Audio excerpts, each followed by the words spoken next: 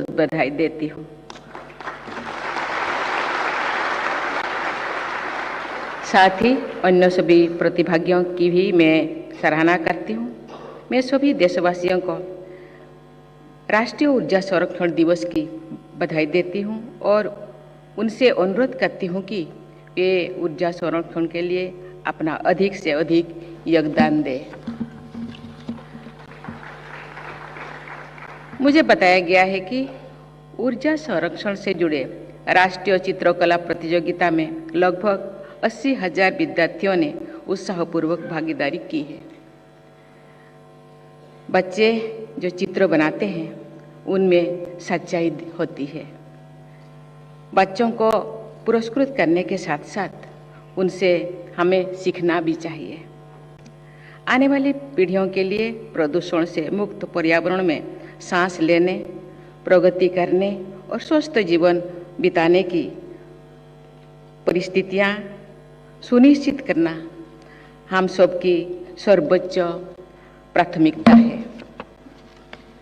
हम सब जानते हैं कि महानगरों में प्रदूषण के कारण छोटे छोटे बच्चों को फेफड़े और सांस लेने से जुड़ी समस्याओं का सामना करना पड़ रहा है। साफ सुथरी हवा में सांस ले पाना एक न्यूनतम मानवाधिकार है। पर्यावरण की रक्षा से ही अनेक मानवाधिकारों की रक्षा संभव हो सकेगी। देवियों और स्वजनों, क्लाइमेट चेंज और ग्लोबल वार्मिंग की चुनौतियों का सामना करने की संदर्भ में ऊर्जा संरक्षण वैश्विक प्राथमिकता भी है और हमारी राष्ट्रीय प्राथमिकता भी है।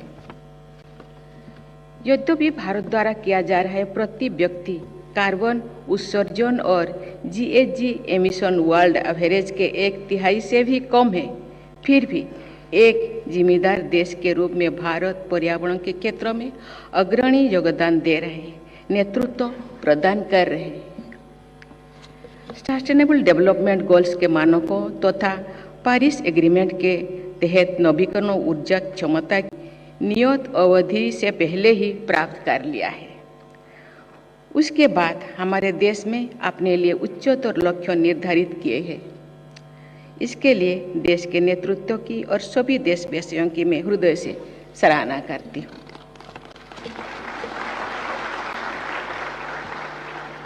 ये उपलब्धियाँ नवीकरणीय ऊर्जा तथा नवीन ऊर्जा के क्षेत्र में चल रहे प्रयासों, पारंपरिक ऊर्जा स्रोतों के सक्षम उत्पादन व उपयोग तथा ऊर्जा संरक्षण के लिए किए जा रहे कार्यों के बल पर ही प्राप्त की जा सकी है।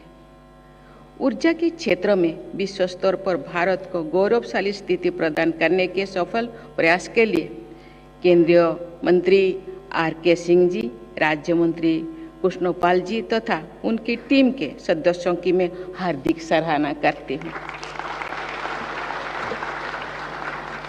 मुझे पूरा विश्वास है कि आप सब वर्ष 2030 तक के लिए तय किए गए नेशनली डिटरमिन्ड कंट्रीब्यूशंस को अवश्य पूरा करेंगे और पर्यावरण के हित में भारत द्वारा श्रेष्ठ योगदान सुनिश्चित करेंगे। देवियों और स्वजनों, ऊर्जा क्षेत्र से जुड़े सभी लोग जानते हैं कि भारत ने कोप क्षेत्र में अंतर्राष्ट्रीय नेतृत्व प्रदान कर रहा है। बहुत से लोगों को ये जानकारी होगी कि G20 के देशों के विश्व के कुल GDP में 85% और इंटरनेशनल ट्रेड में 75% योगदान रहता है। साथ ही विश्व की 60% पॉपुलेशन भी G20 के देशों में निवास करती है।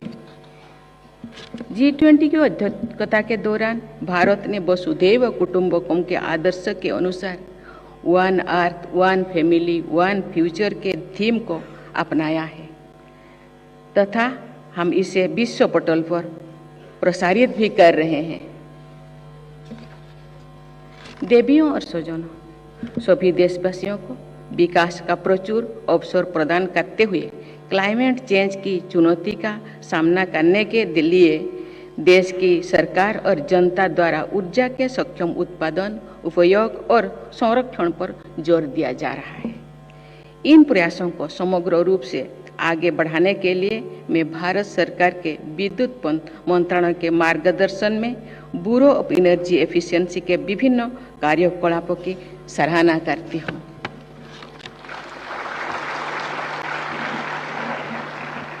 इस संदर्भ में एनर्जी एफिशिएंसी इनोवेशन पर विशेष ध्यान देने की भी मैं सराहना करती हूँ।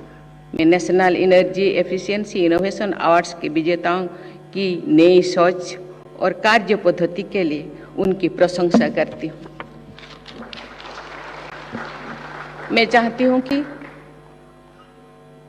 पुरस्कृत किए गए इनोवेशंस का व्यापक स्तर पर उपयोग किया जाए।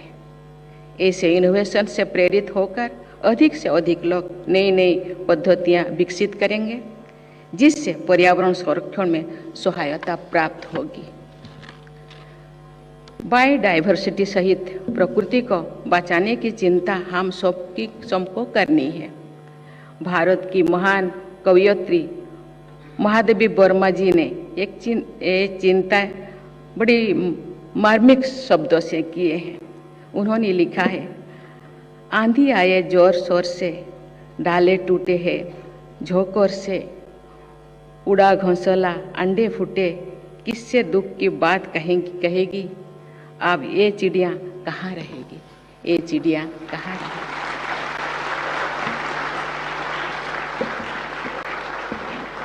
हम सबको मिलकर चिड़िया के घोंसलों को बचाना है, चिड़िया को बचाना है, अंडे बच्चों को भी बचाना है, डाली को बचाना है, पेड़ को भी बचाना है, धरती माता के प्राकृतिक संतुलन को बचाना है, अपने लिए और आने वाली पीढ़ियों के लिए।